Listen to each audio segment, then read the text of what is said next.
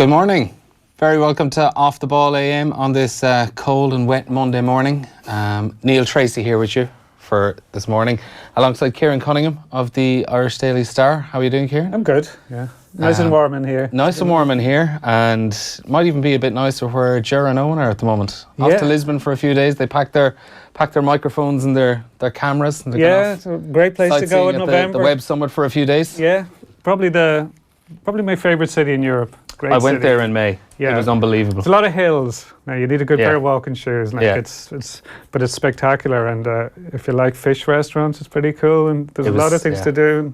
Nice people as well. Really nice people, I thought. Yeah, I was there for a few days now in May. Had an absolutely savage time as well. I know Philip Egan from the office as well. He was gone. Darren Cleary's over there as well this weekend. Okay. So Will O'Callaghan will be filling in on the sports pages. But I think the big question with Ger and Owen out today is, who are we going to call out for a fight this morning?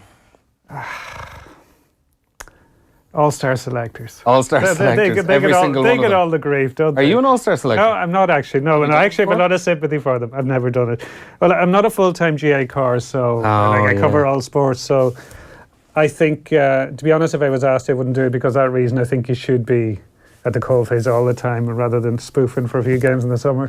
It seems like an utterly thankless task as well, though. Well, I have done similar things, and I'm involved in a similar or different awards thing at the moment, and we had a meeting, I can't say what it is, but we had a meeting a couple of weeks ago, and it's impossible. You can't keep people happy, everybody happy, and people are so blinkered. You know, they just look at... it's amazing, so many people only watch their own team. So, you know, Stephen Cluxton is the best thing ever. Rory Beggan is the best thing ever. People in Leeds say Graham Brody should be the goalkeeper. You know, it's got to the point that no one actually cares who has won an All-Star or who has won Player of the Year. You know, even awards in other sports. They only care about the people who haven't won it. Yeah, absolutely. Every year. And, you know, so many of the decisions are, you know, they're a toss of the coin, you know. And so... as long as it's a credible selection, and Rory Beggan was very much a credible selection. I couldn't understand the outrage. Definitely. You know, if you're judging it on this year, like everybody knows Cluxton was the best goalkeeper all the time. He's changed the game. He's done incredible things as a captain that nobody's ever done. But Beggan was amazing. So I think Cluxton would feel it's very disrespectful to Beggan, all the fuss that went on. You know, I know it's last week's story in a way, but like it was one of the moments of the weekend because Beggan scored a point from play yesterday for Scottstown against Byrne in the Ulster Club Championship. He went up to take a free about 35 yards out, worked a 1-2 and kicked it over the bar and got the biggest cheer of the day. So I thought that was his answer to the trolls, basically. Exactly, yeah. Well, you know, we've plenty coming up on today's show. Before we get into our newspaper round, here's what's coming up in a minute or so's time. We're actually 2 minutes behind there, 7:50. The sports pages will be coming up. We'll go through the back pages this afternoon. Also, Daniel Harris will be here to chat to us about Manchester United, Man City, and maybe even a bit of European Super League talk just after 8 o'clock. Then the breakfast menu, our 5 talking points of the afternoon. A few little things cropping up over the weekend, including the trip to Chicago, the merits of it. Is it worth doing again? We've some nice Seamus Coleman audio after he got his first goal back for Everton since his broken leg at the weekend as well, and a few other things besides. Also then Will O'Callaghan will be in place of Darren Cleary to do the sports news for us this afternoon, and then Alan Quinlan will be in chatting to us about all things rugby. Here's what's coming up in the papers though. OTB AM. Thanks to Screwfix.ie, championing the trade with a dedicated call centre. Now, as you probably expect, the FAI Cup final dominates proceedings on a lot of newspapers. But back page of the Monday's Irish Independent, a huge picture of Stephen Kenny saying Dundalk double puts Kenny in line for an Ireland call. Quote there, "It's time for the FAI to be brave and offer him the biggest job in Irish football." That's after Stephen Kenny led Dundalk to their 11th FAI Cup title yesterday, completing a double, League and Cup double. It's his second League and Cup double with them after they won the one in 2016 or 2015 as well, and a second FAI Cup. You know, the list of success for him since he's gone to Dundalk has been enormous, and I think it's Eamon Sweeney inside is pretty much saying, you know what, it's time to just go and do it. I mean, he's done his time at this stage. He's brought them to the Europa League group stages, and he's the right age. He's 47. Exactly. He's loads of experience. He's been around the block, and I think he's the kind of technocrat coach that you need these days. You know, you need You don't just need somebody going on about games from 40 years ago. I think that day is gone. But it's interesting now because just the back of the Star, now, their main headline is incredible. But Guardiola talking about Raheem Sterling yesterday and what his current form, etc. But you have Pat Dolan calling for Kenny for Ireland as well.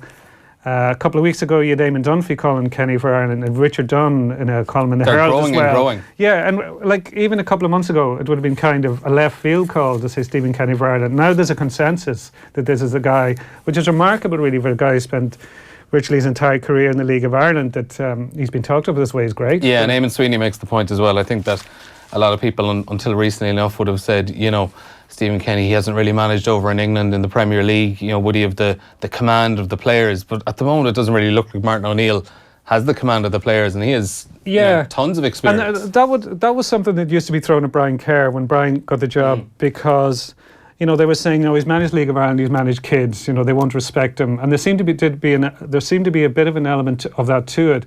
But at the time, you had a lot of Premier League players. You had the Robbie Keane, Damien Duff, Shay Given, Richard Dunn, etc. That's not so. They were. You had a lot of kind of semi-Galacticos and maybe one genuine Galactico in Damien Duff, but you don't have that now. Like, if a lot of guys at the lower reaches of the Premier League or in the Championship or in Scottish Premier Division, so there's no reason why they wouldn't respect somebody like Stephen Kenny, because he's at a level of a lot of their club managers easily. Yeah, and quite a few of them as well have come through the league at this stage. Before we move on to other papers as well, very interesting story in the Irish Independent this afternoon from David Kelly. He's saying that the RFU, in conjunction with Rugby Players Ireland, are going to actually launch sexual consent classes for all professional players. And it has been broadly welcomed by several advocacy groups, although a lot of them have expressed misgivings, it says, mainly because the RFU are planning to use an English consultancy firm, Gleeson Mills, to deliver these classes. But David goes on to say that these, after doing a bit of research, these plans, the RFU, they have a lot of these classes in place, for things like gambling addiction, alcohol, mental health. And it says they had actually planned to bring in a class of this kind of a nature before the Belfast rape trial of earlier this year, and obviously that just kind of swallowed up everything around it, and it's something that they really have to do. But Deirdre Lyons here, Dr. Deirdre Lyons from the Players Development Programme at Rugby Players Ireland, she says, compared to 5 years ago, the use of social media and WhatsApp has ballooned. So we had to be looking at this before the Belfast rape trial. After the trial, we had to not drown out a lot of noise, but establish what would work best for the players, one they would openly participate in. And it goes on to say as well that these classes have been, used by the English Cricket Board, by the RFU over in England, and they have been fairly well received. And it doesn't seem to be just like a box ticking exercise that you come in and sit through a 40-minute presentation and that's your class done. But very interesting to see that. Yeah, and you have to give them credit for doing it, for being proactive, because there were rugby generally was criticised widely for the way they handled everything around that trial. So it's good to see this initiative being taken. But you would wonder, should it be introduced as part of, say, transition year?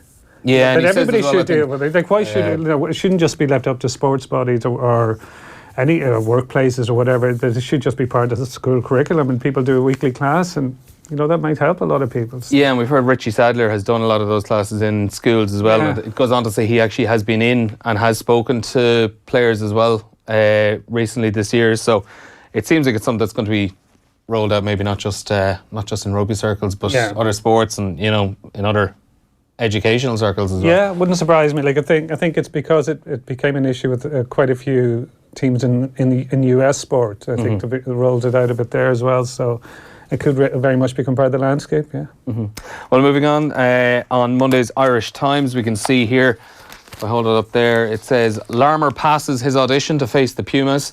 It goes on to say that Rob Kearney is a major doubt, actually, to face Argentina this Saturday at the Aviva Stadium. And it would look likely after Jordan Larmour's hat-trick at the weekend against Italy in Chicago that he'd be taking the number 15 jersey and maybe put himself in the shop window for the game against the All Blacks. And also as well on the FAI Cup final, another great picture of Stephen Kenny wildly celebrating that cup success yesterday with Dundalk. Kenny privileged to catch another special moment. That's after Dundalk's 2-1 win over Cork City in the FAI Cup final yesterday. What's on the mirror? Well, the FAI Cup final again dominates double delight. Michael Duffy saying it's just as sweet as the league success. And if you looked at Stephen Kenny's reaction afterwards, you rarely have seen him so emotional. Like, it seemed to mean an incredible amount to them. But it's interesting, the Herald have taken a different approach. They've actually gone for the midweek, looking forward to the Juventus United Champions League game on Wednesday. Chris Smalling saying they can go there and win. So let's see. Based on the first half at Old Trafford, no. Second half, maybe they have a chance. But Juventus seemed to switch off a little bit in that second half. So. Well, that's something we'll talk to Daniel Harris about in a few minutes' time. Next up on the Irish Examiner, Stephen's Day, double delight for Kenny as Dundalk and McEleney produce on pounds on City mistake.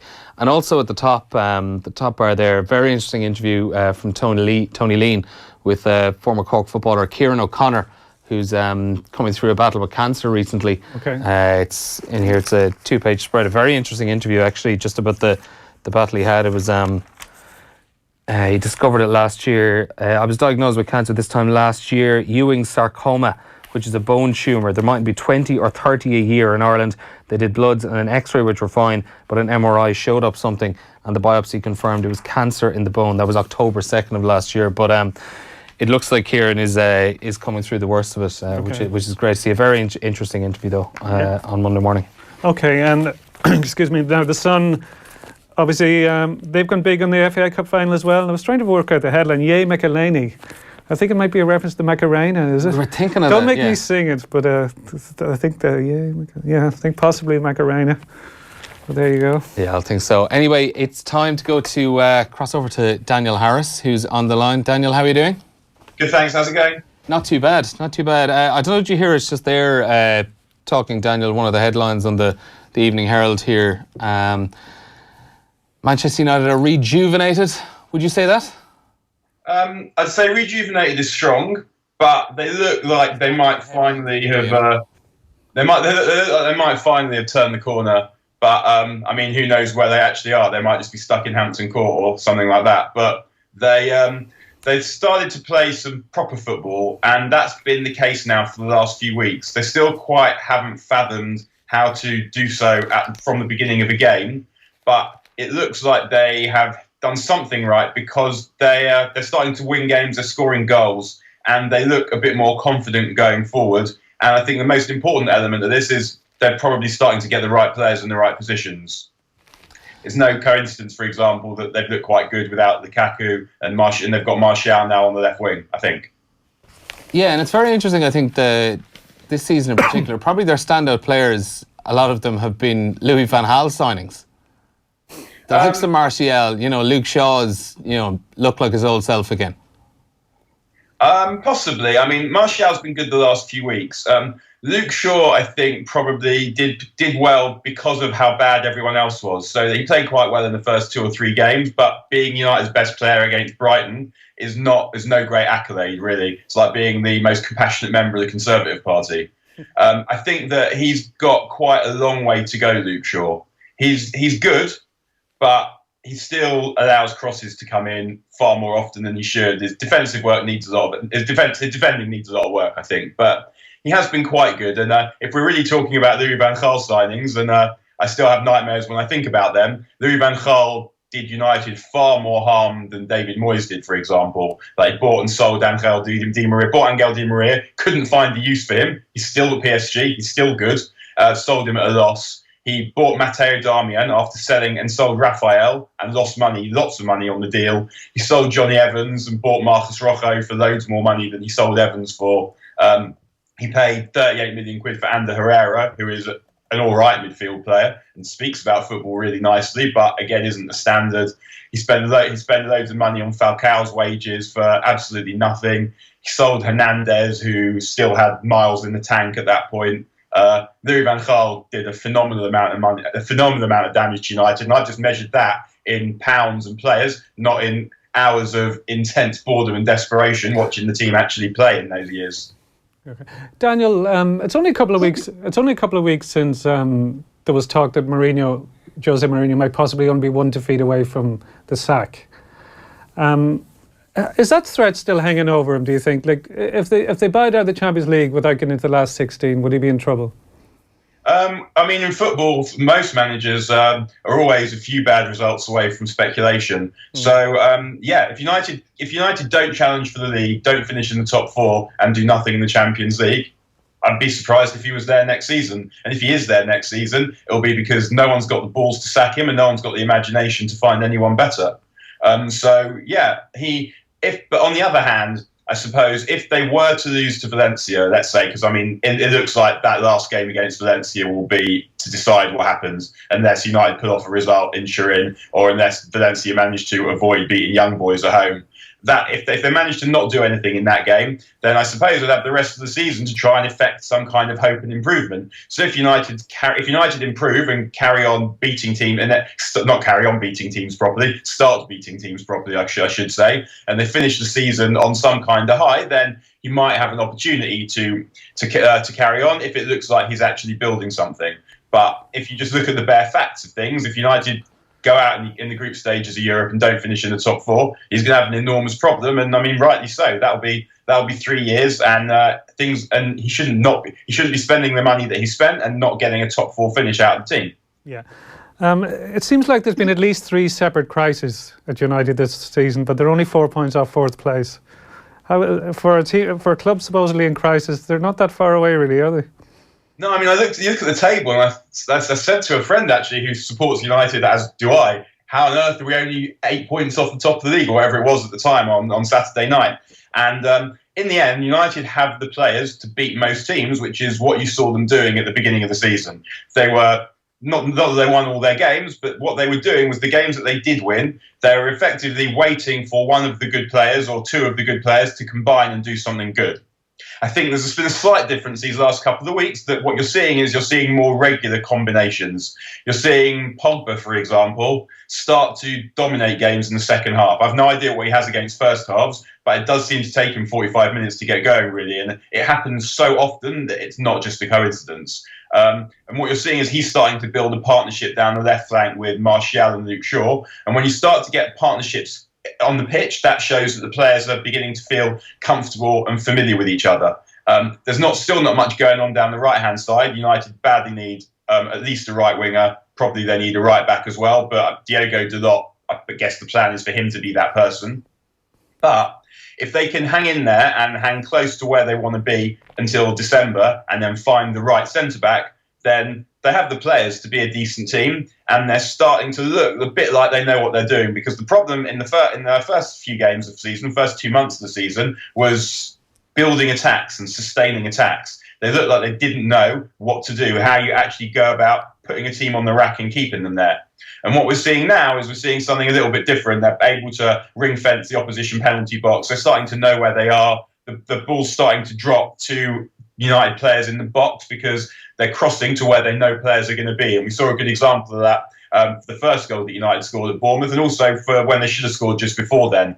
And they're playing the slightly busier players. They've still got Matic, who kind of doesn't seem to do very much, and what he does do, he does slowly. But even though Fred got hooked and people were complaining about him, he was giving the play some urgency because he doesn't wait to be asked. He doesn't hang around. He passes the ball forward, and he passes the ball quickly. And even if he picks the wrong pass, he's at least adding some tempo to the game. And that's the same as Ander Herrera, who came on for Fred and did a really good job. He also does that. He speeds the game up, and he understands where you need to pass the ball and when you need to pass the ball. He's got a bit of game intelligence. And once you have those players, I think that you might also see eventually in the next few weeks that Mata will come out and Lingard will come in, players who speed the game up and who have the legs to stretch the other team. And then you start to see the players not just producing moments because they're good, but actually combining with each other to exert some kind of dominance over the opposition.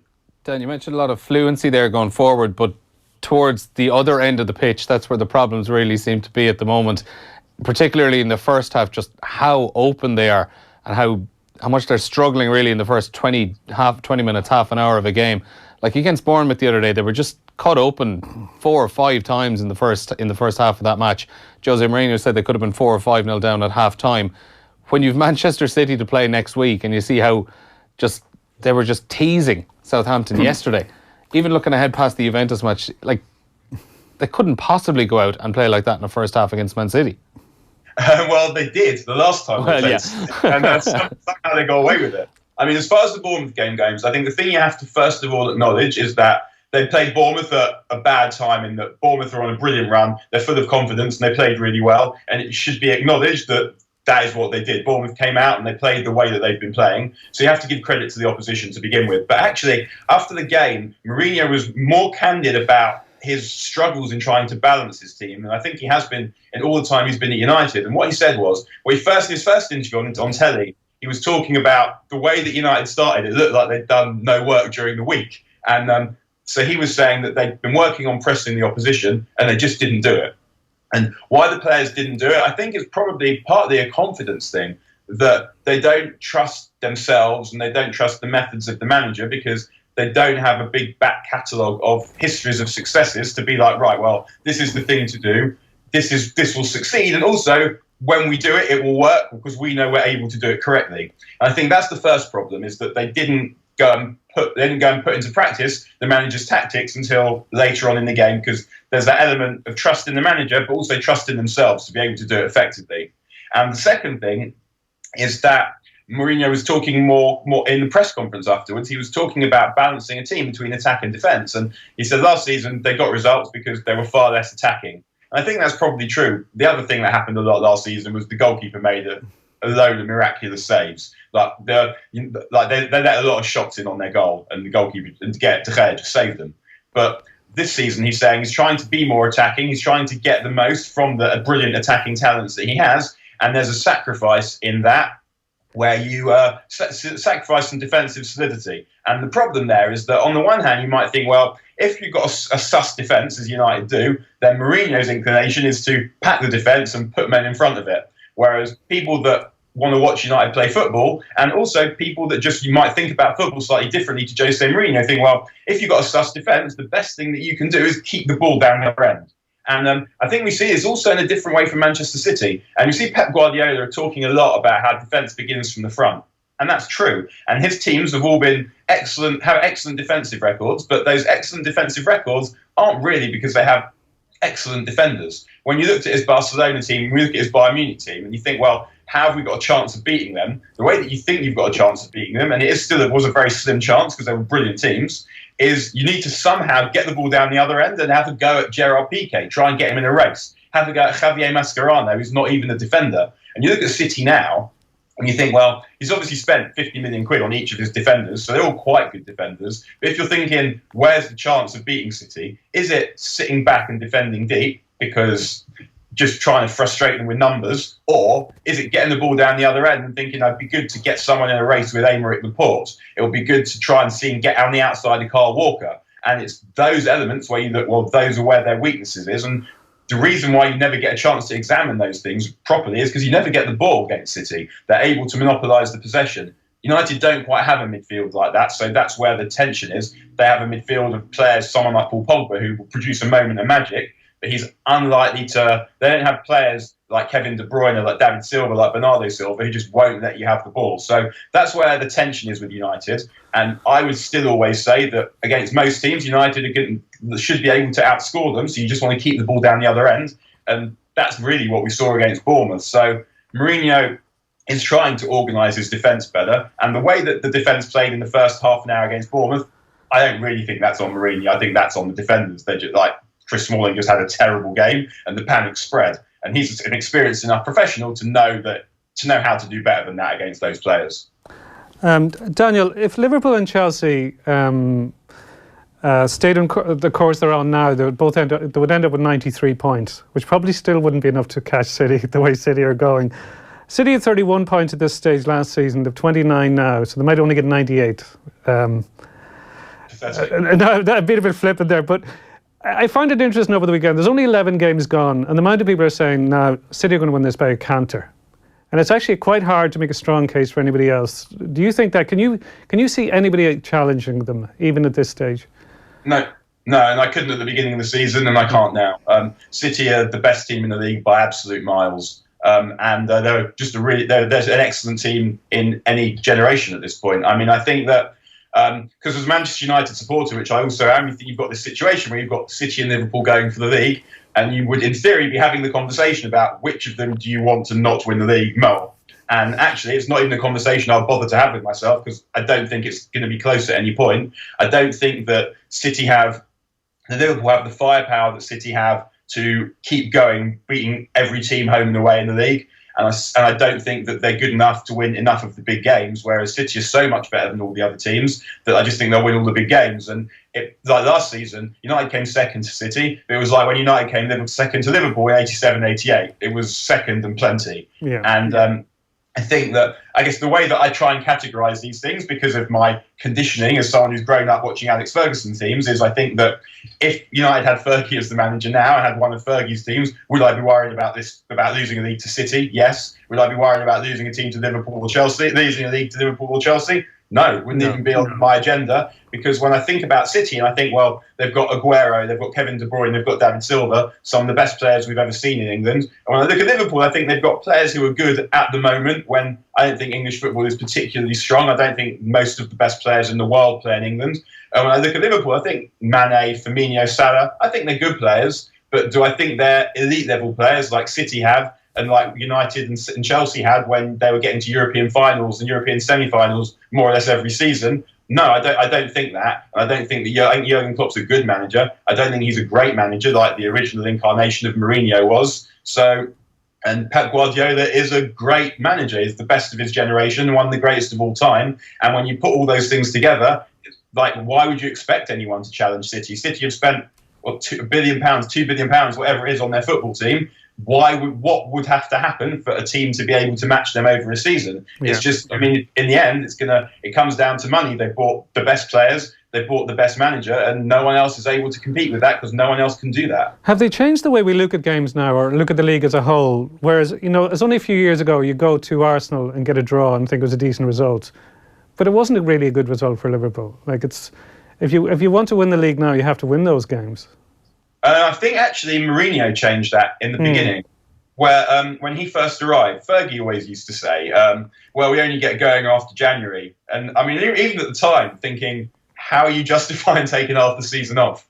But Mourinho changed all of that. In his very first game, Chelsea played United, a terrible United team featuring all manner of clown, but they beat them 1-0.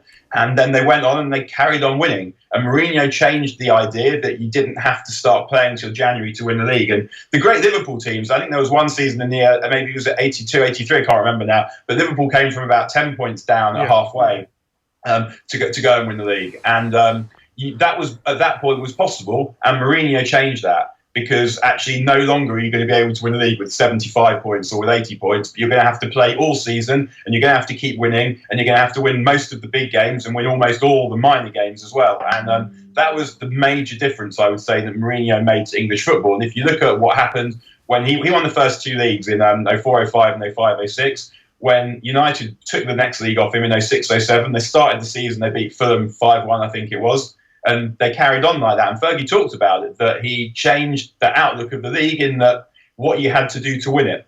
Okay. And then that kind of slowed slightly because the teams got less good. If you look at the champions from sort of about the last, I would say until this City team, the last great English champions, the team you could say this team is actually like a proper player in world football, was probably the last great team, was United in 2009. And then from then on you had teams who were sort of winning league titles, but no one's going to remember them as any kind of generational team beyond the fans of that team. And what we've got now is City have raised it again, because why wouldn't they be able to do that? And Daniel, very quickly before we leave you go, who's going to win the Euro Super League next year?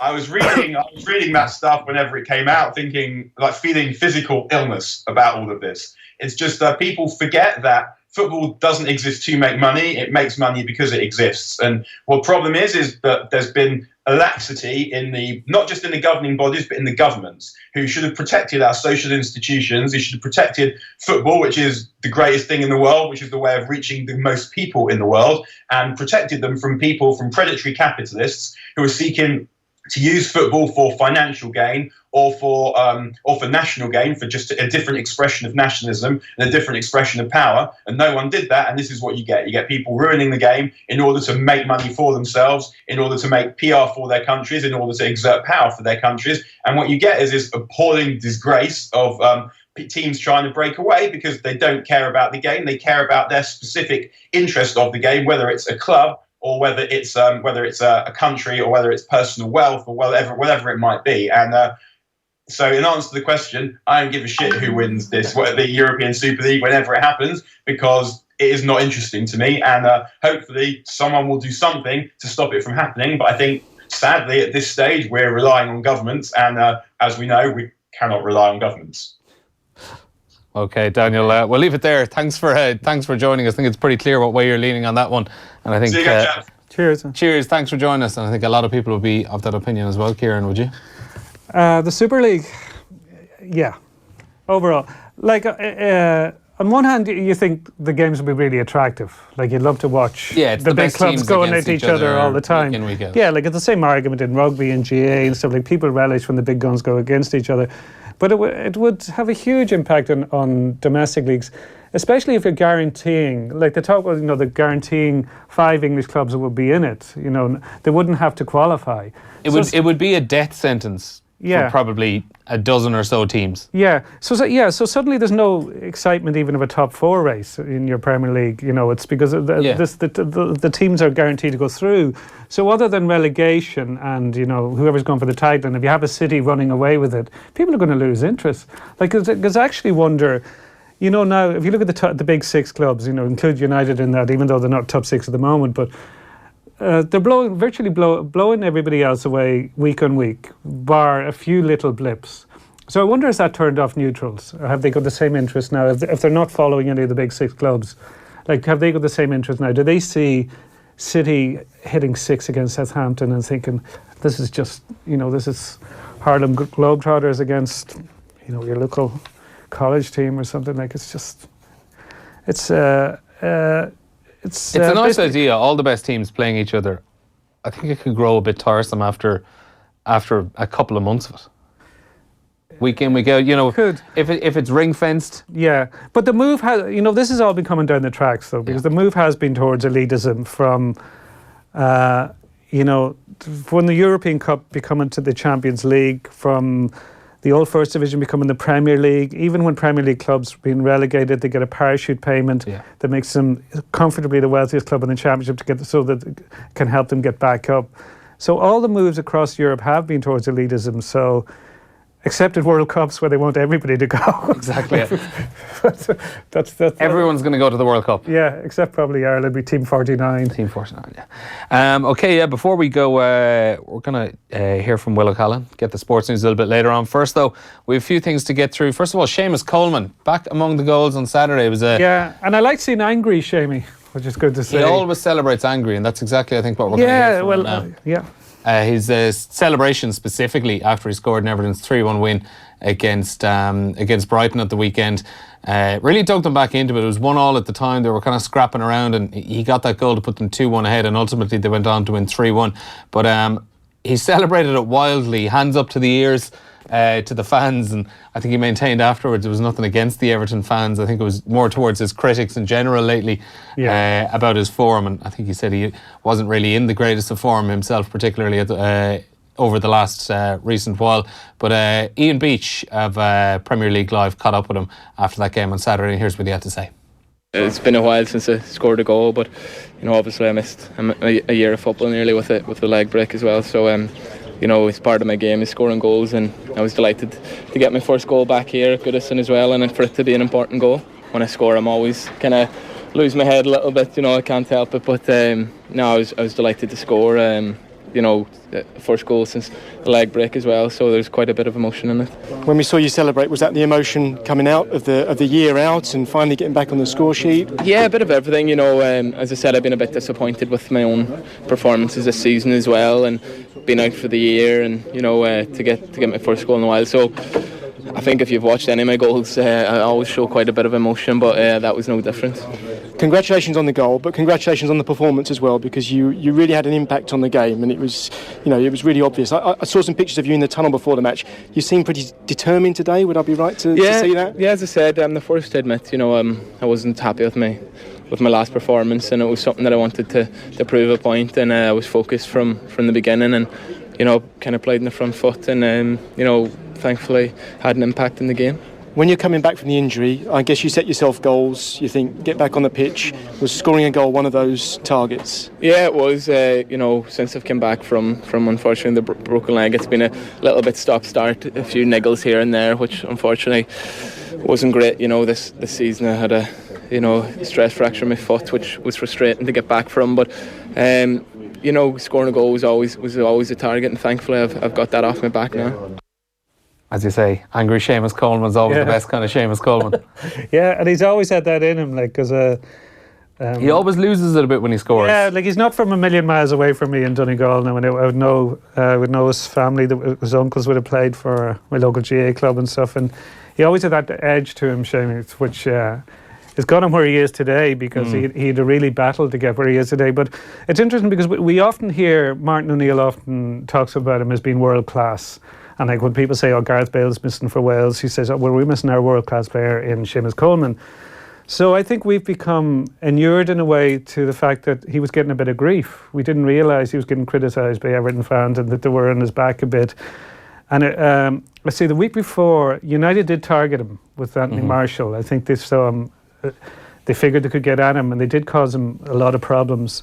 So I think there was a lot of that frustration coming out, and Seamus is on Twitter, but he hasn't tweeted in a few years. But he's still kept his account open, so he's aware of he's probably getting messages.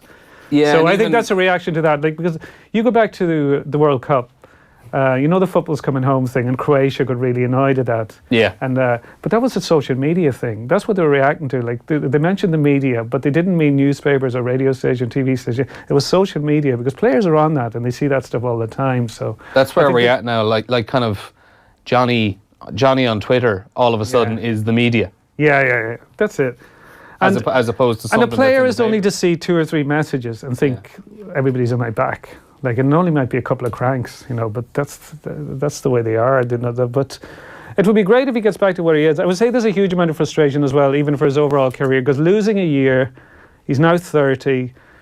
You're looking into 2, 3, 4 years left. And, that leg break might have cost him a big move. There was a lot of talk of him going to United. There was talk of Bayern Munich. I actually remember the January before that would have happened March of 2017. In the January transfer window, a couple of days before the end, I was scrolling around and I saw some odds, and legitimately there wasn't even a huge amount of talk about it in the papers or anything like that, or too much speculation about it, but he was odds on to move to Manchester United before the end of that January transfer window. And I just thought that it seemed incredible. He was good enough to be making the move. Yeah. And I think most Man United fans would have wanted him there. But it just shows the level he was at that stage. Yeah, and there was genuine interest, and I know that for a fact. So, and I know he was a United fan. There's a pic if you Google, there's pics of him wearing United tops at a GA game from a few years ago. So, I think, you don't know, all that stuff goes into the mix, goes into your head, and you have a lot of time when you're in rehab and working your way back in the gym, all that stuff's going through your head, and you think, this might have happened, this isn't going to happen now, and I think it comes out when the ball hits the back of the net, it comes out with Seamus. Yeah, and as he said himself, hopefully there'll be another one in an Irish shirt soon enough. Coming up though, as well as that, we'll be getting some of the reaction from the FAI Cup final yesterday, Dundalk winning. We'll be hearing from John Caulfield and Patrick McEleney yesterday as well, and we'll also hear in the news round from Stephen Kenny, the winning manager. Also the Chicago trip, Ireland's 54-7 win against Italy on Saturday evening at Soldier Field in Chicago. Just, what did we get from the trip? What did Joe Schmidt get from the trip? Also Ryan Burnett, an absolutely devastating defeat for him on Saturday night. It's hard to even call it a defeat, having it to retire after just 4 rounds after suffering a pretty freak injury. And also Kieran's going to be giving us the latest as well on the AIBA vote and the future of boxing at the Olympic Games. Coming up though, first, before we get into the rest of the FAI Cup action, we can hear now from Cork's defeated manager John Caulfield, who was speaking to Oisín Langan after the game yesterday. John Caulfield, Cork City manager, disappointed no doubt to lose the cup final. Where do you think it went wrong, or was it just one of those things? I don't think it was a very even cup final. Obviously, we made a mistake halfway through the second half or in the last 15 minutes, and the game was opened at that stage, and Dundalk capitalised, and that's the way it is. You know, we won the double last year. This year they win the double. That's the way it goes. Disappointing, I guess, that it was a mistake from you that let them in the end. Yeah, because our performance was very good and it was a tight game. There wasn't many chances, and you know, there was a couple of half chances. We had one or two. They had one or two, but overall, you know, top two teams, top two defences. It was always a tight game, and one mistake decided. Fair play to McEleney. He was there to finish it. Could you have had a penalty? A second one? Yeah. Yeah, I'll have to see it again. I don't know. You know, it was. I haven't seen it back, so I don't know. It looked from the sideline. It could have been one, but you know, I really couldn't tell. I know that now is not the ideal time to do it, but how do you reflect on the season at large? I mean, as you said in the press conference, when you get into Europe, generally it's a good season. But I suppose having done the double last year and come away with no silverware this year, maybe that's disappointing. Yeah, but then again, like you know, in League of Ireland football, you change your team nearly every year. We have 4 players playing in England from last year's team. We have another couple of players left.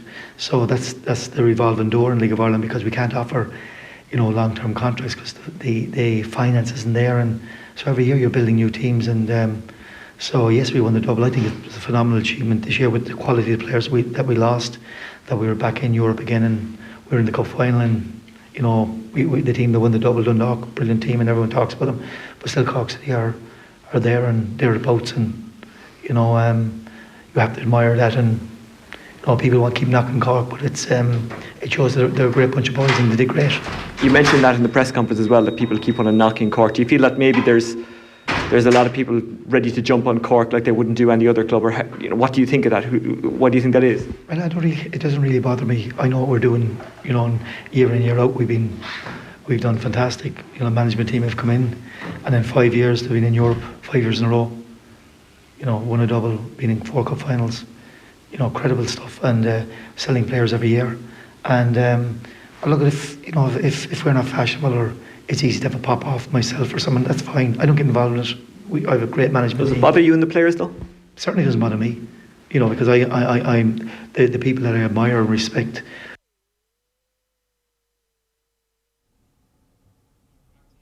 Yeah, John Caulfield there talking to Oisin Langan after the game yesterday. Always a tough position to be in, speaking to a losing manager after a cup final like that, though. But I thought it was a very interesting point he was saying. Oisin was asking about maybe the amount of players he might be losing over the off season, and he was saying it's nothing new really for a League of Ireland manager. And it actually just kind of hammered home to me, just, you know, the sheer turnover every year that a League of Ireland manager has to deal with. It's a strange kind of a job to be in. It is, yeah, because you know, in other leagues, it's, you know, you come to the end of the season, you know, you're trying, you know, or not coming to the end, but you're always trying to tie down the best players to long-term contracts and keep them there. Yeah. But you look at the last few years, both, you know, it happens with all clubs, but the biggest clubs now, the most successful last few years, Cork and Dundalk.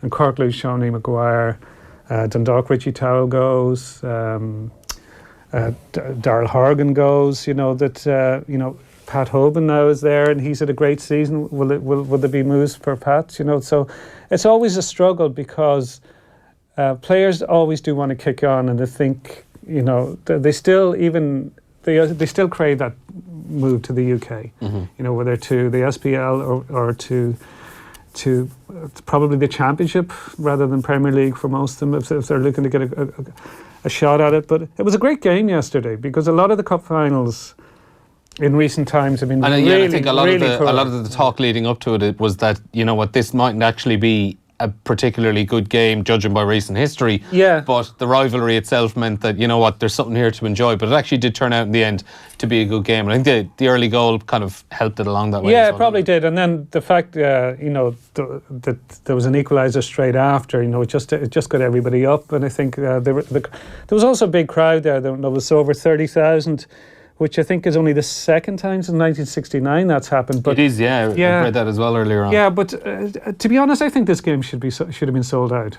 Because the way I... €10 tickets. Yeah, I think... Which in fairness to the FAI, €10 tickets... Oh, no, it's great. But you really have to... Was great. You have to go... the way I'd look at it is... I think it was a funny weekend because, right, there was... Leinster were in South Africa. The Dublin... Munster in South Africa as well. The Dublin Club Championships in football and hurling are over, and their champions weren't playing in Leinster. The inter-county season in GAA is obviously over. Arsenal-Liverpool was Saturday, so you had Chelsea and City playing yesterday in games that were gimmies. So they were, everybody knew they were going to win those games. So there wasn't anything else of significance in the sporting sense in Dublin yesterday. Over the weekend, really. And there's a city, Greater Dublin's a population of over 1.5 million people. And also it was the end of midterm, where parents have been trying all week to get stuff for their kids to go to. So I think when you see the ladies' football final can go over 50,000 people, and I've been at other games in that championship, and there's only a few hundred people at it, but they do a really hard sell on the final because of their shop window, and they want to fill the place. And fair enough, the ticket price that was a great deal, but you have to go out and let people know that. You have to go anywhere, go into schools, go into clubs, go into everywhere, and just say, this is a big rivalry. Hype it up and fill the place, because it should be full. They are the two best teams. It's the showcase game of the season. It's the end of the season, and it's one of the days when you get a big TV audience. So if you can get a packed Aviva, it looks great. Like 30,000 is progress, but I think you can aim higher. What would be the target for next year? It was a 6,000 bump on last year. Yeah, no, but absolutely. But when you see that you can get 50,000 for ladies' final, when 50,000 people can go and watch Liverpool and Napoli have a stroll around in August. I know there's a lot of those kind of ones are always the ones that'll stick in the craws. Yeah, but I know there's a lot of Liverpool fans in Ireland. But I think when there's nothing else on, people are often looking for stuff to do. Like, other than the media, how was that sold? How was that game sold? Like, the papers do a lot, the radio does a lot of stuff. But where's the marketing actually coming from the powers that be? They might think they're doing something. I don't think they're doing enough. Like, somebody made this point the other day, like, if you're getting, I think it was a caller in here, but if you're getting the Dart in, or the Lewis or whatever, there's ads for Leinster games everywhere. Like, there's a hard sell. I don't see that with the FAI Cup final. Interesting. Okay, well, Patrick McEleney was the match winner yesterday for Dundalk, scoring his winning goal late into the second half as well. We can hear from now. He also caught up with Oisín Langan. Well, here in the bowels of the Aviva with Patrick McEleney, the man of the match and scorer of the winning goal from the Irish Daily Mail FAI Cup final. That's pretty much a dream cup final, Patrick, isn't it? It is. I don't know about man of the match. I think scoring the goal sort of got me, but look, it was the things you think about a few days before the game, that scoring the winner on the Dundalk end, and luckily it came off. It was a tight game, but is it fair to say that Dundalk were probably the better team throughout and you deserved it? I think so. I think they're always tight. Like, it's Cork and us. We push each other, and we just had to get over the line, I think. And I think in the second half we just edged it. I think we played the better football in the second half, and it won us the game. Talk me through that goal, the goal that turned out to be the winner. I said there before, it's only my second header in my career. I'm not really known for it. I get a lot of stick off them boys for it, but the cross was pinpoint. Like, I didn't really have to move. I just had to meet the ball and hit the target, and luckily it went on. But I'm buzzing, like. And did that kind of sum up Dundalk as a team? They won the ball back, turned it over, and did the hard part of winning it back, the hard work of winning it back, then that kind of lovely football stuff of Gannon's cross and your header. I think it was Jamie robbed him. Jamie works hard, like he's brilliant for us, and he doesn't get a lot of credit because technically he's one of the best that I've played with, and he just robbed him, set Gano, and I took off into the box, and luckily he's found me. Now, it was a big call to come back to Dundalk, but obviously it's turned out to be the right one. It has. I said it before, I think I'm lucky Dundalk took me back as well, and I owe them a lot. Like, they didn't have to take me back, and like, I love it. Like, it's the environment and the players, the staff, and they get the best out of me, and I'm just trying my best for them and giving them returns as much as I can. Talk to me about Stephen Kenny and what he brings as a manager, because he seems to have something special. Oh, he is. Like, it speaks for itself. I've done it. He's just a serial winner, and they keep going year in, year out, and his demands on us, and I hope we can return it for him. And we've done the double this year now, and next year Europe's going to be crucial. I think we're going to kick on towards that. Yeah, is that the key? Do Dundalk have to do it in Europe again? Well, that's what we're judged on. I think domestically we've done what we've done, so and we've got on the Europa League before, so I think that's what we're going to be judged on. I know, like, financially compared to the teams we play on it, we're miles off, but I think technically we're not, like, so that's what we'll be judged on. And do you want to be part of that, or what does the future hold for Patrick McEleney now? I have a 3-year deal here. I'm going nowhere. Like, we're going nowhere fast. And as I said, I'm lucky they took me back, so I feel as if I owe a lot to them. Patrick, well done today. All right, thank you. Thanks. Yeah, that was man of the match and cup final winner yesterday, speaking to Oisín Langan after the match. We're live on YouTube, Facebook and Twitter at the moment on all of our Off The Ball channels, offtheball.com as well if you just want to catch the audio itself. Off The Ball AM is live with Screwfix.ie every morning, championing the trade with a choice of over 20,000 trade products. Now, before we get to the news with Will, on Saturday he was in Tipperary as they took on Kilkenny in a special fundraiser for Amanda Stapleton, the sister of Off The Ball hurling show's presenter and Coola hurler Shane Stapleton. He spoke to Will after the game. It's kind of just satisfaction because everything went as we wanted. You know, huge amount of effort went into this. We had a committee down here in Borrisoleigh and people working morning, noon and night, and they have their own lives going on and kids to mind and jobs and all that kind of stuff, and they put in massive effort and it's really paid off, and the whole town has bought into it. Everyone's made a huge effort, from painting the goalposts, doing the field, even, you know, just getting everything right down here. So many people have helped out, the marquee. And just credit to everyone getting involved, credit to Kilkenny, the Tipperary team, and like, it's just been incredible and it's been a huge success. We got a massive crowd and we couldn't have asked for more, and Amanda's just delighted. Were you able to enjoy the day? Because I was chatting to Paddy and he was saying really until he got to the dressing room, all the stress was to making sure everything was right. Were the right people going to be on the gates? Was everything going to be here? Was it the same for you up until nearly throw-in time? No. I actually went and relaxed for a few hours in the middle of the day. This morning I got up and I collected one guide. I came down here, I started moving a few things around in the marquee.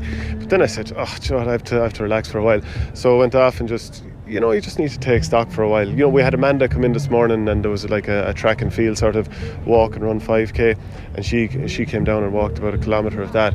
And you know, you're standing around trying to make sure that she's okay, and I think it's more mental strain than anything else. After a while I just sort of tuned out from doing actual tasks, came back down to the park around 4:30, realised a few things in the marquee weren't the way I wanted them, started moving them around, but you know, everyone was absolutely brilliant, and that's just me being picky, by the way. Yeah, great cause, and you can contribute to that at gofundme.com/Amanda Stapleton Fund, or you can get more information at Amanda Fund on Twitter. Will Collins jumped into the studio to join us. You were down there at Tipperary on Saturday evening, wasn't it? Yeah, how was it? It was a good game as well, Neil. There was very little, as we were saying to Shane there, very little tackling. There wasn't too many blocks when players were going for scores. So it was the skills of the game that were probably being emphasised as much as anything else. But a draw in the end, wasn't it? Yeah, a draw in the end. Brian Gavin was in the middle, and Fair how well draw. he was able to call it a draw when Kilkenny got an equaliser at the end. Liberal use of the whistle, did he? Just a bit. Shane was joking as well that they went 6 points up Tipperary in the second half when they were playing with the wind. They brought Shane Stapleton on and they managed to end up salvaging a draw at the end. But, good man to save you a draw, Shane. Yeah, I think Taggy Fogarty got the better of him, scored a point and then won a free pretty quickly off Shane when he came on. Paddy Stapleton, Amanda's brother as well, would be a two-time All-Ireland winner with Tipperary, also played in the game. He wasn't 100% fit, so he played a bit and then came off. Our own Tommy Welsh, who won Newcomer of the Year at the Radio Awards this year, played a part as well. Henry Shefflin came out of retirement. He's been managing Ballyhale this year. He played his first bit of hurling of the year, he was telling me when he played a bit the other night, and he is a fantastic touch. There's no doubt that Henry Shefflin could probably come on and be an impact sub for Ballyhale if they need it against Naivana in a couple of weeks' time in the Leinster Championship. Don't be giving people ideas. Or even giving Henry the idea to sub himself on. But it was a wonderful night for the Amanda Stapleton fundraiser. You know, when you come into such kind of tragic circumstances and such kind of heartbreaking news for the Stapleton family around Amanda, I think the fact that everyone in Borrisoleigh came around them, I'm sure has been fantastic support. They've raised a lot of money. It's going to go well north of €100,000. It was already on 74,000 before they sold the last few tickets. Like myself, I threw 20 quid in the bucket on the way in the gate, so even that's more than the 4,000 that were sold. I've never been to a few games in Borrisoleigh over the years watching North Tip Championship. I've never seen a crowd like that. It was just packed all around. Two Johnnies were doing commentary. They turned it into a really good night, and I think for the players as well, every Kilkenny player I talked to coming off the pitch, Owen Murphy just won his All-Star. He still came out to play a bit despite being hungover in the middle of the field the next night as well. So it was great to see them giving back. I think it was the first time socially a lot of these guys had met since the great rivalry between Tip and Kilkenny at the start of this decade, and they've raised an awful lot of money to, I guess, make life a little bit easier for Amanda Stapleton as well. So it was just great to be there on Saturday night. Yeah, great cause all round, and as I say, Again, you can contribute to the cause. GoFundMe.com/Amanda Stapleton Fund, and at Twitter as well, @AmandaFund. Now, Will, you're in with the sports headlines, and obviously you're going to start with some more reaction from the FAI Cup final. Yes, it was no surprise we start with that. Dundalk are celebrating their 4th league and cup double. Patrick McEleney heading the winner 16 minutes from time as the league champions edge out their rivals Cork City 2-1 at the Aviva. First time they've lifted the FAI Cup since 2015 as well. And here's how Oisín Langan saw that goal from McEleney. Griffin skirting the halfway line. He's been dispossessed, and now Dundalk have it back through Jamie McGrath. Jamie McGrath going out to the right hand side, and Gannon puts the cross in. McEleney's header. Oh, McNulty can't keep it out. 73 minutes gone. Dundalk 2, Cork City 1. Patrick McEleney with the header. The cross came in from Gannon. McEleney headed it back across goal. McNulty got a hand on it. He couldn't keep it out. It's Dundalk 2, Cork City 1. Friday morning, Adrian and I were debating the idea of Stephen Kenny being the next Ireland manager. Again, he's, I guess, reinforced his CV with another FAI Cup win here as well. And after the game, Stephen Kenny also spoke to Oisín. Here with Stephen Kenny, who for the second time has guided Dundalk to a double. First of all, Stephen, congratulations. How are you feeling?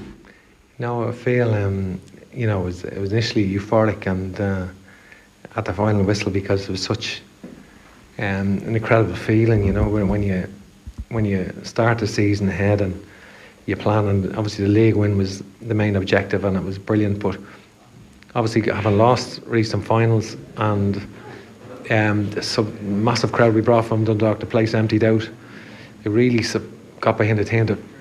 Tremendous passion in the stadium today, tremendous passion, and to win it with a goal late enough in the game, it was just a great feeling, and it was sort of a very proud moment for everyone in the team, really. And on the game itself, I think it's fair to say you were the better side out there today. Yeah, I think definitely didn't pass the ball that well in the first half, it must be said. Cork's game plan worked to a degree, obviously Conor McCormack, Gareth Morrissey, Gary Buckley in a sort of narrow midfield three, and Jimmy Keohane tucking in meant that space, that premium for Patrick McEleney and Robbie Benson, and we found that we didn't get 7 or 8 good passes together. We didn't cohesive. We were trying to go for sort of very killer passes, really, that weren't working, and we needed to sort of get hold of it. And Jamie McGrath's introduction sort of let us control the game more, I felt, because he sort of played in unorthodox areas and freed up space for Robbie Benson and Patrick McEleney, and tactically we got control of the game then, I felt, and Michael Duffy was rampant on the left, and but it was a great to win it.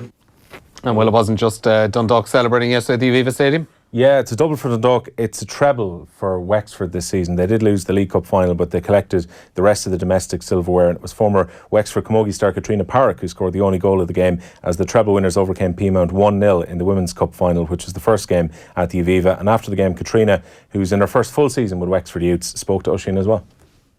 Well, here in the bowels of the Aviva Stadium with Katrina Parrick of Wexford Youths. Katrina, congratulations not only on winning a Continental Tires Women's FAI Cup title, but also being player of the match and the only goal scorer. That's pretty much a dream day for you, isn't it? Yeah, look, it's been amazing. Playing in such a stadium, we have to cherish these moments, and we have to make the most of the moments when we're out on the field. And look, we had chances and we just have to take the chances, and luckily I took the chance when it came and hit the back of the net, and look, we're winners. That's the main thing. You've had a great few years. You won the league. Today you didn't play massively well. Peamount actually had a lot of the territory in possession.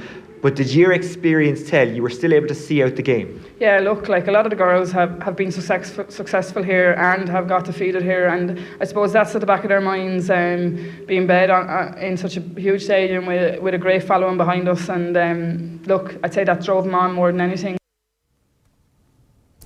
Meanwhile, Rob Kearney has emerged as a serious doubt for Saturday's November test against Argentina at the Aviva Stadium. The Leinster fullback is suffering from a shoulder injury and is facing a battle to train this week. Jordan Larmour could retain the number 15 shirt if Kearney is ruled out.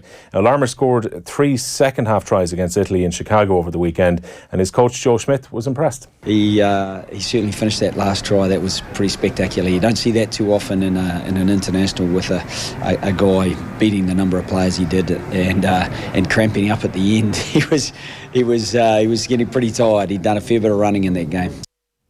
Leinster and Munster both won in South Africa yesterday with bonus point victories in the Guinness Pro 14. Leinster beat the Southern Kings 38 points to 31, while Munster got the better of the Cheetahs by 4 points, 30 points to 26. And another late penalty from Rory Scannell, crucial for Munster in that one. The Footballer of the Year, Brian Fenton, says he knows there's no media bias against his Dublin teammate Stephen Cluxton. 4 in a row winning, All-Ireland captain Cluxton missed out on an All-Star, with Rory Beggan instead selected in the Team of the Year on Friday. Former Dub star Kieran Whelan had suggested on Friday that the Parnell stopper was suffering for his lack of engagement with the media, but Fenton feels Beggan deserved his place on the team. When you talk to Stephen, he has such high words to say about Rory Beggan. So you know that there's that sort of mutual respect amongst them. They're probably the two leading the way at the minute. And just the fact that Stephen's been there for so long, he's set so many trends. They're bringing out rules to limit him. And but look, Stephen won't take it personally, and nor will any of the Dublin players. It's Stephen will go down in history as one of the greatest ever, and that's I suppose all anyone could ask for is to be held in that such a regard. So look, it's everyone has their opinion. Obviously, it would have been nice playing with Stephen, and everyone respects him so much. But look, credit to Rory, he's changed the game in a way as well with the distance and the accuracy of his kick out. So he's an amazing talent. So look, it's not for me to decide really. Yeah, of course. It's probably without doubt that when Stephen does finish up his playing career, Rory Beggan has a strong chance of becoming the best goalkeeper in the country. The bemusement was probably the feeling among fans, some pundits. Tomás O'Shea, one of them, a great player in his day. Among the Dublin players, did you have any feelings on it? Were you guys surprised that Stephen didn't get the nod? No, just because we know Stephen personally, I suppose, and it's almost like when your friend doesn't get picked for the team, like in primary school, they're saying, well, he's our mate or whatever. But no, it's nothing personal. It's and credit to Rory, he referenced Stephen there on the stage tonight as his inspiration. So look, it goes around. The circle will come full circle, I suppose, and in a few years, there's some young going to be saying Rory Beggan inspired him. Now, well, very busy day in the club championships yesterday. Yeah, extremely busy. We're getting really into the business end of the provincial championships. We had a couple of cracking hurling games yesterday, particularly. The Munster Senior Club Championship final in hurling will be contested by Napirshig of Limerick and Waterford's Ballygunner. Offaly's Coolderry and Naomh Éanna of Wexford qualified for the last 4 of the Leinster Club Hurling Championship. Conor MacDonald was among the goals for the Wexford champions there, who were playing their first Leinster senior game. Coolderry were the All-Ireland finalists back in 2012. In senior club football, there were wins in the Ulster Championship quarter-final. Scottstown of Monaghan, where Rory Beggan was playing, Coleraine of Derry and Gweedore of Donegal. In Connacht, Ballintubber of Mayo and Clonagale of Roscommon reached the last 4. In Munster, Dr. Crokes of Kerry and the Nair of Waterford won their quarter-finals. And the All-Ireland champions Corofin are the Galway champions again, and now installed as the favourites for the All-Ireland Championship as well, after coming through their Galway county final replay. There will be new All-Ireland Club Ladies football champions this year as well. Galway's Kilkerran Clonburney defeated the holders Carnacon by 3 goals and 4 points to 1-8 in the Connacht final, after all the drama for the Mayo champions this year. We will have a repeat of the 2016 All-Ireland final in the semis as well. The Ulster final yesterday won by Donegal again. They will face 4 in a row Leinster winners Foxrock, Cabin, Teely.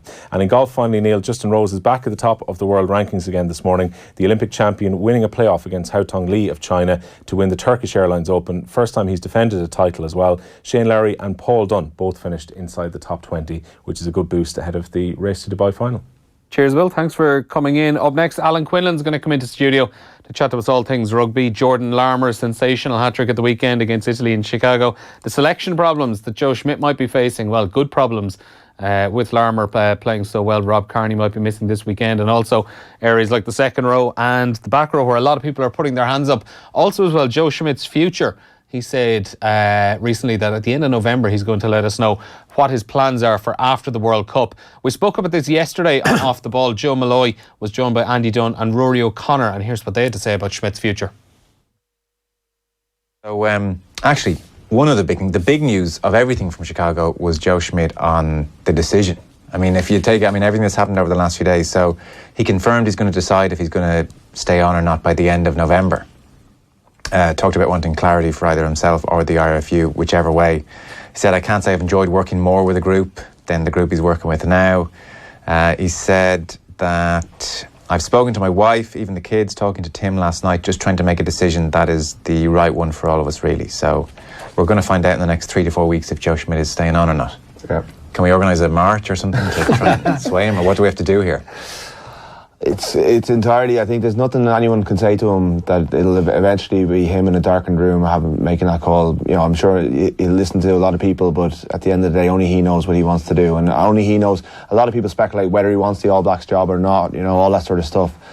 at the end of the day, and at the end of the day, Tim, and for all that he is a very kind of charming figure on camera and stuff like that, he keeps his cards close to his chest on these big things. I'd say Nucifora has an inkling. That sounds positive, but then he could say something this week that will throw it, and I keep vacillating between the two. I'm never sure which way I could fall on it. So we'll find out when we find out. Alan Quinlan, good morning, how are you? Morning, how are you, Neil? First question, is Joe Schmidt going to stay or go? Jeez, that's a good question. No, thanks. I'm nervous about it. I think if there's a real argument to say, he's taken the team to exceptional highs, had massive success with Clermont, with Leinster, with Ireland. He's been away from home 11 years. The chance of going back home and coaching the All Blacks is very high, I think. I think they'd be foolish to overlook him, and I'm sure they'd want him after Steve Hansen is leaving after the World Cup as well. So I'm pretty nervous about that. I'd love for him to stay, obviously, as everyone would. I think it'd be hugely disappointing, but very understandable if he left. And if he does, I would assume it's not going to be for any lack of effort from the IRFU trying to keep him. I'd imagine they'll roll out heaven and earth to keep him. Yeah, I think, of course they would. Yeah, they try and keep him, but I think they have to plan without him a little bit. Have a plan B as well, because if he does go, and look, to be fair,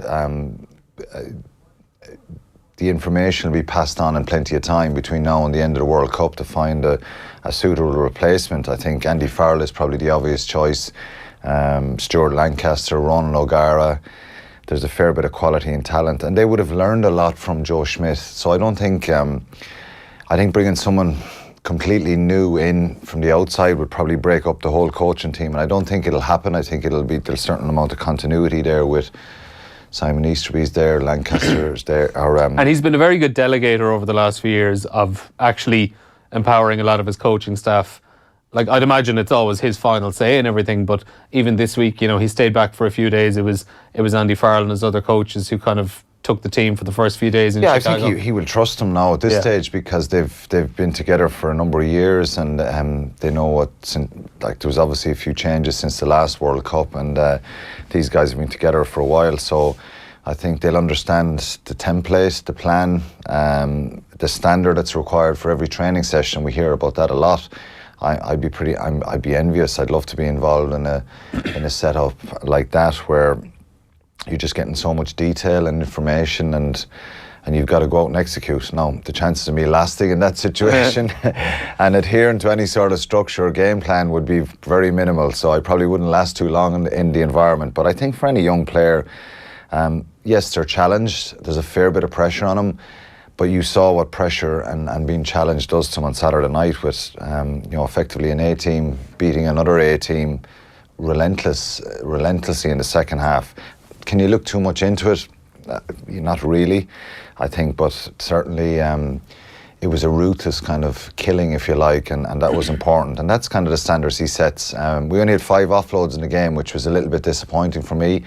There has been a little bit of criticism at times that we're very direct, we're very structured. But I think particularly in the last 12 months, and the big kind of eye-opener was Twickenham, the way we went there, had a plan, opened up the game, and showed that we have an ability to attack when we need to do that. And so I think this team now has a number of game plans, so many different options in so many different positions, but the overall template of high work rate, being really accurate at everything to do is very important to Joe Schmidt. I think he's been phenomenal, and the record speaks for itself, and it'd be a shame to lose him, because you think if the All Blacks get him back, how much better could they be? Because look, you're kind of guaranteed to, for the last 10 years they've just been at a different level, really. And the timing as well, is it right that even if he is to stay or go, that 12 months out from a World Cup, he's going to let everyone know right here, right now, not have this cloud hanging over the questions? I think that's important for a year or so, just to give everyone clarity. Yeah. And look, if you don't like the decision, so be it, but at least there's a lot of time to plan. No, I think he's been fair, and look, he's a meticulous planner. Yeah. So this is a plan. He likes to know what's happening and have a structure in place. So he'll have a plan in place if he's leaving, and you have a personal plan, a working plan, everything like that. So he's very structured around what he wants to do and how he does it. And I think that'll be good clarity for the RFU as well. Like I said, I think there'll be continuity in whoever comes in or replaces, trying to keep the main bunch of coaches that are there ready, because I think, there's a good template there, and obviously every individual coach will have their own ideas and do things differently, but I think what's been worked on with this group and in the last 2 years has brought fantastic success. So, I think I'm fearing the worst, to be honest. I hope I'm wrong. But look, if it happens, I think there's a core group of outstanding players there. You could start rattling off a number of names, and we may as well start actually. Put the world Jordan class, Larmour, but put the world class bracket to them. Do you know what I mean? Yeah. Going forward, and the age profile of the squad is good. So I think it's not the end of the world, even though it'd be disappointing. And I think there's some very good coaches who could step in, who are already kind of in situ. Right, so move on to something a bit more positive. Jordan Larmour's performance on Saturday evening, one of the few things you really can actually take from the game. Yeah, he was outstanding. I think it's Italy, Neil. We've got to put that into context. You're going to have a different battle, and Kieran, you probably agree. Yeah, some of their tackling attempts were pretty... Yeah, look, they were very abrasive and full of gusto and energy in the first kind of 50 minutes, but they got sloppy. I think once the third try went in just after... Yeah, so he's Burns just after half time. Yeah, his anticipation for the first try it comes off a mistake, it hits the Italian player and it lands straight in his lap. We know how quick he is. The second one, he didn't have to do a lot for it. The third one is a piece of outstanding individual brilliance. It's hard to coach that, and you talk about X factor and players, and I was trying to think of players who've come through, young players who had this kind of excitement attached to them. And when Keith Earls came into Munster first, he was incredible footwork. He was just someone who just brought great excitement. He would skin people in training, and he had that ability to do those kind of things that Larmour does naturally now. Luke Fitzgerald, when he came out of school, incredible. He was a sensation in schools rugby, and he made that jump straight into Leinster and Ireland very, very quickly and had that swerving runs. So Zebo, X-Factor stuff you're talking about. Larmour has that, but you have to kind of err. I'm a bit pragmatic in my approach here. Argentina is different. New Zealand is different. Now, that doesn't mean you shouldn't pick one of your a natural attacking if player. Rob Kearney, it looks like for all the world like Rob Kearney probably is going to be missing this weekend. Like Joe Schmidt said, it's he's going to give him every chance, but he didn't really sound too confident, judging by the quotes in the papers today. If Kearney is out for this weekend especially, is Larmour going in for you? Yeah, he is, of course, yeah. And then All Blacks, if Rob Kearney is available or not? Andrew Conway's played full back, and Joe Schmidt is a fan of his as well. I think Joe will first and foremost look at, and when breaking down the reasons for whatever selection he does go with, is quality in the air. Can you take the ball in the air? Defensive position. Because if Jordan Larmour plays this week or next week, he is going to be tested with high balls. There's absolutely no doubt about that, and they will try and challenge him. And we probably haven't seen enough of him in those areas. Now, there's no doubt he probably can do it, and I'm sure he can do it. That's where he'll be challenged. But he's the front runner to start if Rob Kearney doesn't play this weekend. Now, if he plays and goes well against Argentina, Jordan Larmour, well, then you have a decision to make. A big decision. Yeah, and if he plays well defensively, if he's strong, because we've seen him kind of jump the gun a little bit before defensively and stuff like that. So his attack is phenomenal, but it's the defensive stuff and his aerial ability that's probably going to be tested. And if he goes well in those areas this week, well, then he could start against the All Blacks, and he offers you a package then that's... Because Rob Kearney's attack isn't the same as Jordan Larmour's. They're different players, but Rob Kearney's strength is defensively, his ability in the air and the left boot as well. Some people give out about that and say it's too conservative the way we play, and Rob hasn't scored a try, but I think he's a character, and when you play the All Blacks you're going to be tested mentally as well as physically, and he scored a couple of years ago in Dublin against them. So you could play Jordan Larmour, and He's always been a player, Carney, for the big games, especially. So he does tend to play better against the better teams. Yeah, his form has been good in the last kind of 18 months, 2 years since he played in Chicago. And I did a piece of him on the paper a few weeks ago. That was a turning point for him because he was at a pivotal moment in his career there, particularly with Ireland, that Joe Schmidt had a conversation with him before that game and said, look, I'm putting my faith in here, you need a big one. And he went out and delivered, and he has delivered since. Jordan Larmour's attacking ability is sensational. You know, you can't, that's not Rob Kearney's game. But it depends what Joe Schmidt wants. He might say, let's go all out attack against the All Blacks. And but I don't think he will do that. I think he will, you know, he'll have a plan and a structure to try and break them down. And it won't be that type of really open, running, fluid game that it's going to be unbelievably physical. And we've seen from the encounters before, the game here 2 years ago in November was a real bruising contest. You think of the Fekitow tackle on Zebo, the Sam Cane shoulder into Robbie Henshaw. There was a couple of other late clashes and collisions. It was brutal, really, you know, and it's building up to be that as well again. So I'm not saying Jordan Larmour can't do it. Absolutely can, and could be sensational. What he did the other day was astonishing. That try was just unbelievable. So different players, and but I suspect Joe Schmidt will go with possibly the safer approach, and Rob Kearney if he's fit.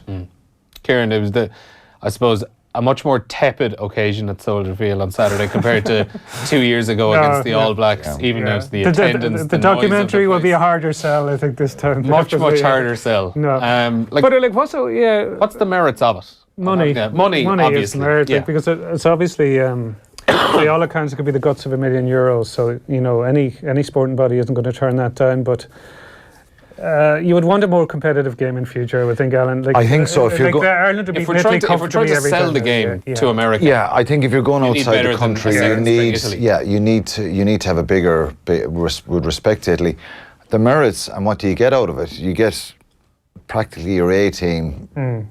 Having a top-class performance and putting a team away. Now, I'd be more frustrated and say there was no merit or no value in this if we won by 10, 12 points and we won 25-16 or something like that. But I think I was impressed with the ruthless kind of nature in the second half, and that's driven from not just the players, the coaching. Joe would want them to kind of put him to the sword. I was pleased with him defensively. They gave away one try. There was a couple of times in the first half they were hanging on for dear life on the line, but they kept defending and stayed robust in what they were trying to do. So it's a bit of a non-fixture, really, bar the value that these players will get and confidence maybe from being involved in a game like that. But a sell as a crowd for Americans, you know, there was a lot of Irish there, but you know, you need bigger games. If you're taking them out like that, you need, nothing will ever equal what happened in Chicago 2 years ago. And that probably was a great sell for rugby in America, because you had two of the best teams in the world, you know, going head to head. It was a sold out crowd. Looked, I wasn't there now, but it looked like an amazing atmosphere. Yeah, and a cracking game. Like game even well. For neutrals, it was amazing. A shootout, like incredible game. So, but look, they did what they had to do, and they probably made £1 million today. That's what I'm hearing. Probably kept a couple of players in Ireland. It's a warm up for what's happening in the next couple of weeks, and that's just what it is. And like Jacob Stockdale was blooded in a similar enough game, and look how he kicked on. So, you know, who knows what it does to players, you know, something like that. It'll do the Tyke Byrne the world of good to he's another player dominate around the field like that, like he did. There's a second row choice to be made. First of all, I suppose this weekend against Argentina, is the Argentina team, is that pretty much going to be what we're going to be seeing against the All Blacks, bar maybe Rob Kearney if he isn't fit? And secondly, who is going to be playing, I'd like to know first of all in the second row, and then number 7. If we're thinking it's Peter O'Mahony and CJ Stander 6 and 8, you're splitting hairs with Neil with some of the selections. There's nothing between them. I think Tyke Byrne, what he did at the weekend, has just it add weights to the value and the argument for him being in the mix and why he came back from the Scarlets. I think he's a phenomenal player. His performances this year for Munster have been top notch. And he was brilliant at the weekend. Is he a starter? I don't think so, and that sounds kind of harsh because you've two. If there was a Lions team been picked next week, Ian Henderson and James Ryan would probably be in the line squad. So that's the level that you're up against. Devin Toner has been sensational, and I think he's been spurred on by the performance of the young bucks, trying to put pressure on him. So does Tyburn come straight in and start? I don't know. Like James Ryan himself are similar with their abrasive running and their all action energy around the field. So for me, I think James Ryan, and he's the first player I'm putting down on any sheet. I just think he's sensational. His work rate, his ability to read the game, he's hard, defensively very strong, and he's a sensational player. Henderson sometimes can drift in and out a little bit. I think he has an incredible ability when he has the ball in hand, and a great defensive player. Sometimes he's just a bit quiet for me, if you like, as he's not as dominant, and he has developed in the last year or two into, calling the lineouts for Ulster and calling the lineouts for Ireland. But I think those two start, and Byrne and Toner are probably on the bench. That's going to be harsh now on some of the back rowers because there's a 7 to fill as well. Yeah, I think Sean O'Brien will start. And there's a lot of competition for that. It's incredible, and I'm glad I'm not talking about Munster players because people say I'm being biased. There's 4 of them there, and they're all, Jordy Murphy is Ulster now, Sean O'Brien, Van der Fleer, Levy and Jordy Murphy. The 4 of them are, you could argue if Sean O'Brien is playing regularly and the level that he had when he was on the Lions tour 2 years ago, or it's over a year ago now, that he's a starter for you when he's fit, when he's playing well. But he's had so many injuries, and Levy did such an incredible job last year.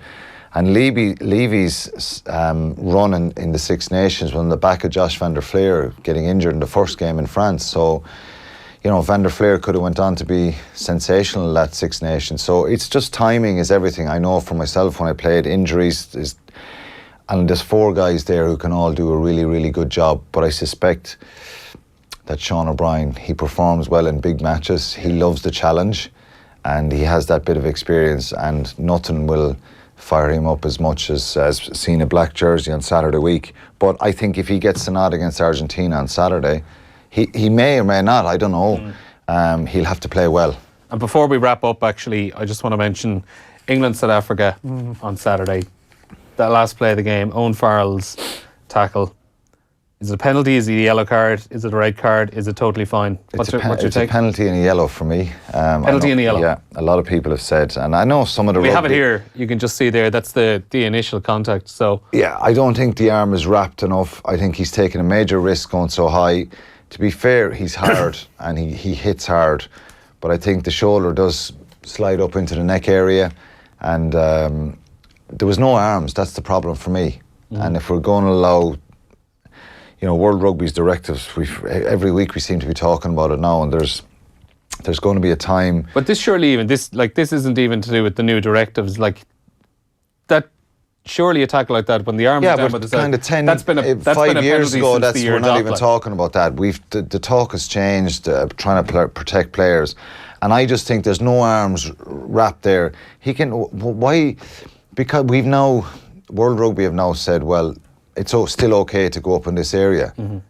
When they're bringing in a trial, and they trial it at the under-20s about the nipple line. So if you're talking about a nipple line, he's above the nipple line. Now I know that's not in here at the these moment, games, yes, but I think there's no arms, and that's the problem. So you can see the kind of whiplash effect. Now some of the ex-players on social media, and I respect their opinions too, were saying, well, it's a perfectly good tackle and it was the correct decision.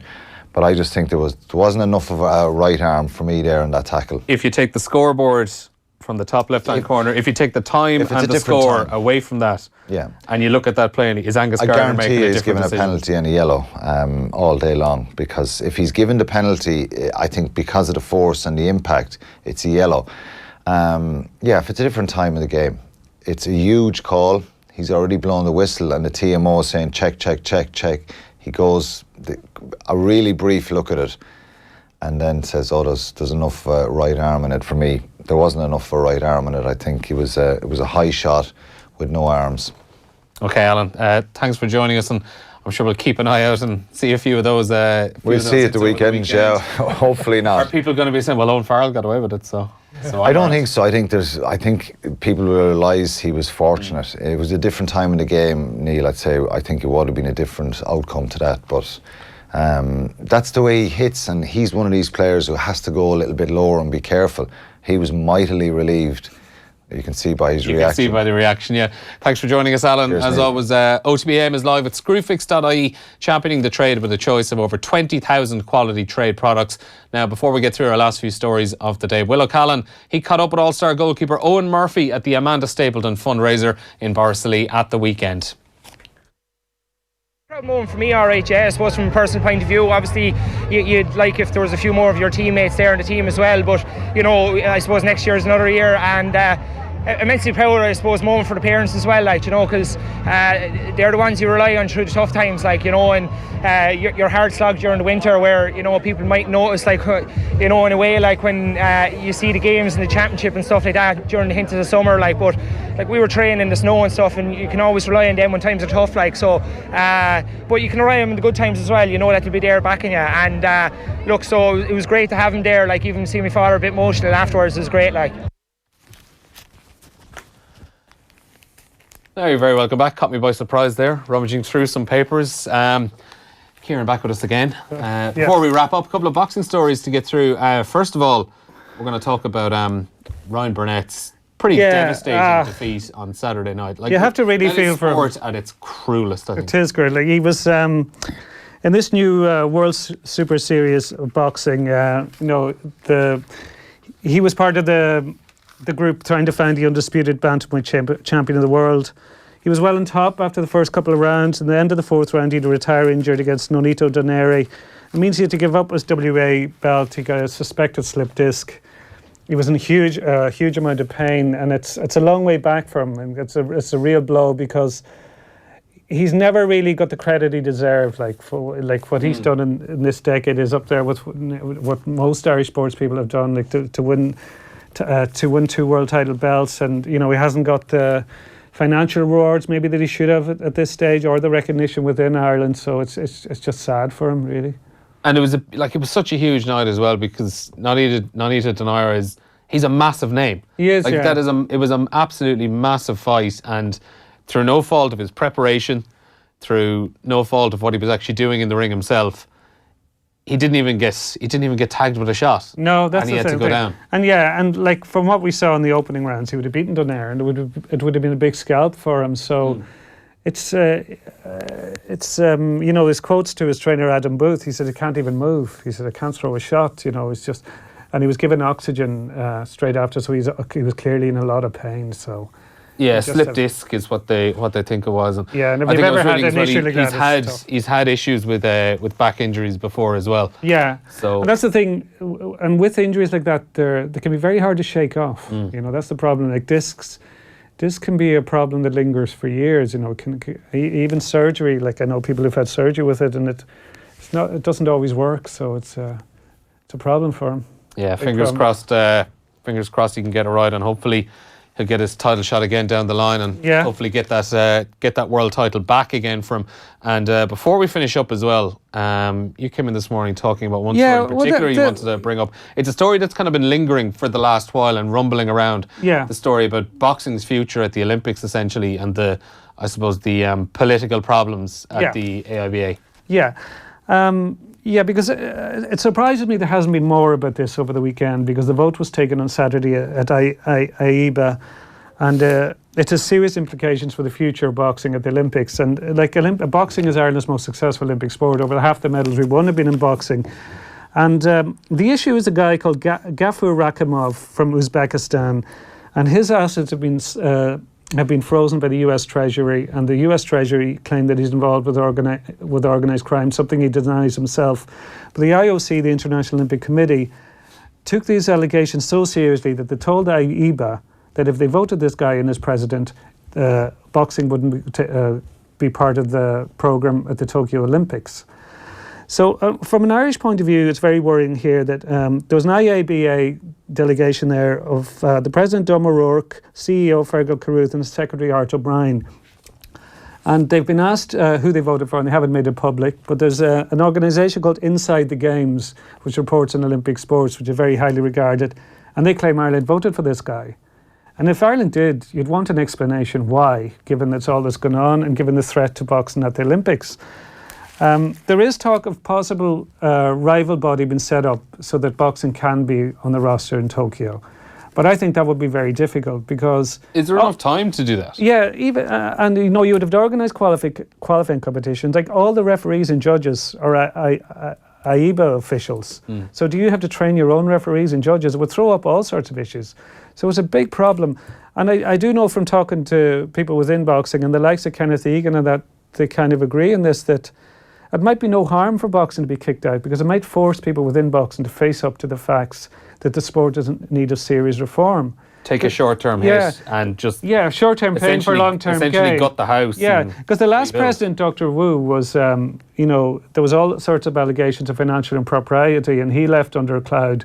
And all the judges and referees in Rio were sidelined as part of an investigation into, because there were some decisions that were seen as dubious. So there's been a lot of issues with amateur boxing in the last few years.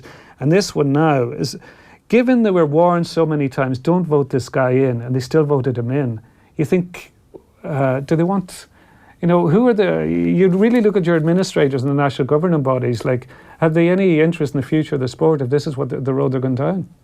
Gut feeling, are we going to be watching boxing at Tokyo? I don't know. It's been in every Olympics since 1904, so it's very much an established Olympic sport. I have a feeling it'll be there in some form, but it might be very much a slimmed down version. And it's a big implication for Ireland. Like, as far as I know, Sport Ireland's target for Tokyo is 2 to 3 medals. At least one of those, they'll be looking at Joe Ward and possibly another boxer. So if you lose those, you know, that's massive. So. Okay, we'll leave it there and we'll keep an eye on that in the future.